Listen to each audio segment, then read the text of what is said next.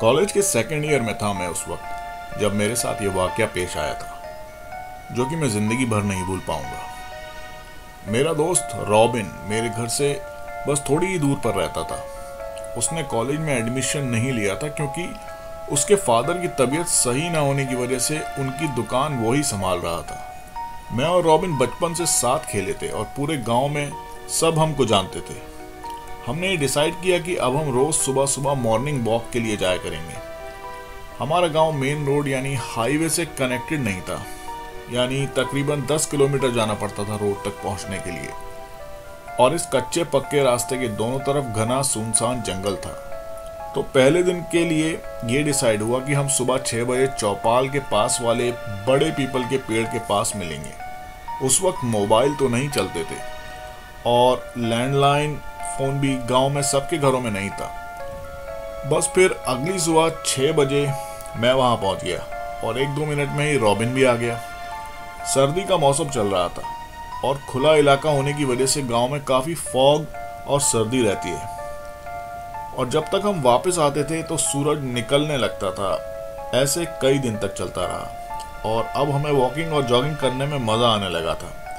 फिर एक दिन वापस आते में मैंने रॉबिन से कहा कि अब थोड़ा और आगे तक चला करेंगे, पर क्योंकि हम सूरज निकलने से पहले ही निकलते थे और काफ़ी अंधेरा होता था उस टाइम, तो रॉबिन ने कहा कि भाई उससे आगे अंधेरे में जाना ठीक नहीं, क्योंकि बीच में वो नदी का पुल पड़ेगा जो कि 100% हॉन्टेड है।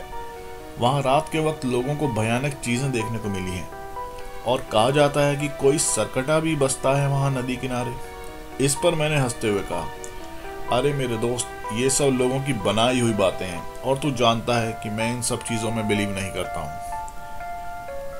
खैर, ये बात यहीं ख़त्म हो गई और हम दोनों अपने अपने घर लौट गए। अगले दिन मैं रोज़ की तरह सुबह ठीक 6 बजे पहुँच गया। उस दिन पहली बार ऐसा हुआ कि रॉबिन मुझसे पहले ही वहाँ खड़ा था।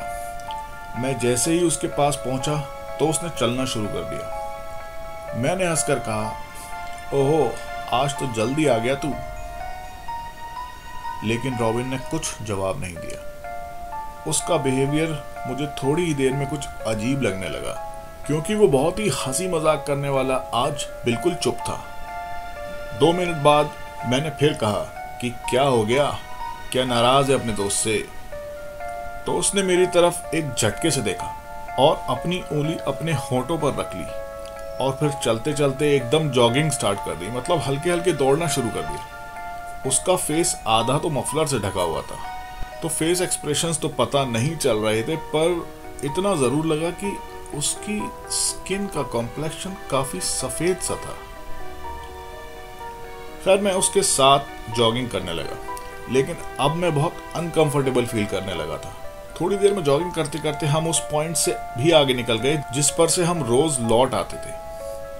मेरा मूड खराब हो गया था और मैंने जानकर रॉबिन से कुछ नहीं कहा, पर धीरे धीरे उसकी स्पीड बढ़ती जा रही थी और साथ में सांस के साथ एक खर खर की आवाज़ बहुत तेज आ रही थी। मुझे बहुत अजीब लग रहा था। अब वो मुझसे थोड़ा आगे था और मैंने थोड़ी तेज आवाज़ में कहा, अबे क्या आज नदी पर जाकर ही रुकेगा?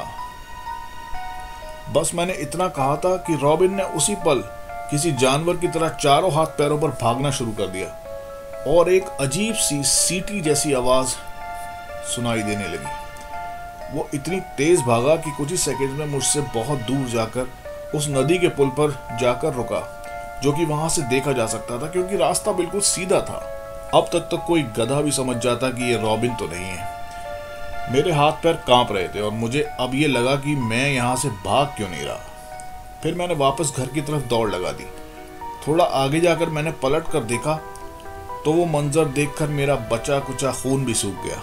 वो जो भी एंटिटी थी अभी नदी के ऊपर ब्रिज पर बैठी हुई थी, पर उसकी आंखें दूर से ऐसे चमक रही थी जैसे ऑरेंज या लाल रंग की दहकते हुए शोले हों, ठीक वैसे जैसे जानवरों की आंखें रात में चमकती हैं। लेकिन उसकी आंखों की चमक बहुत ज़्यादा तेज थी। वो जानवरों से भी अलग और ख़तरनाक थी।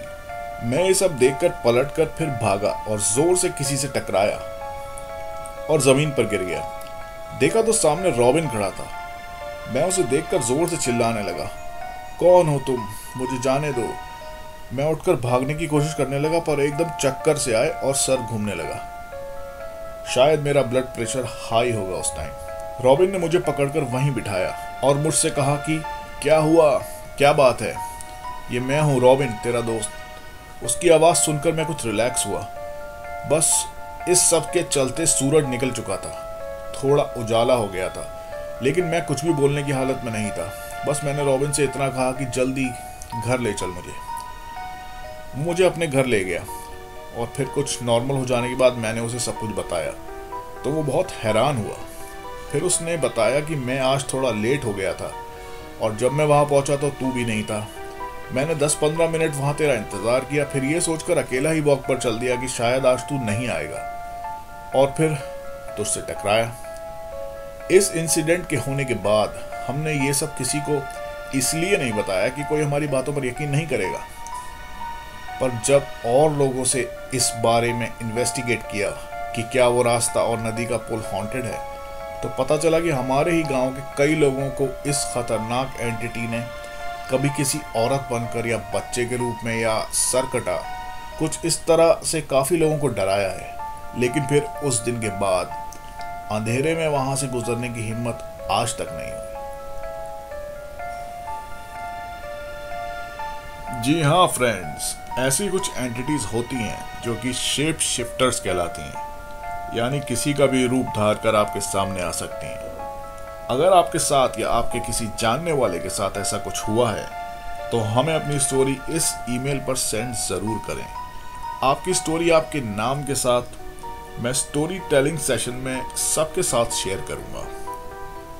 साथ ही कमेंट्स के जरिए ज़रूर बताएं कि ये स्टोरी आपको कैसी लगी और वीडियो को लाइक और शेयर ज़रूर करें। और मिनट से पहले चैनल को सब्सक्राइब भी कर लो यार। मैं जल्दी ही हाजिर होता हूँ एक नई रियल लाइफ पैरानॉर्मल स्टोरी लेकर। तो अपना ख्याल रखें और दुआओं में याद रखें। अगर ज़िंदगी ने वफा करी तो फिर मिलेंगे। Bye bye.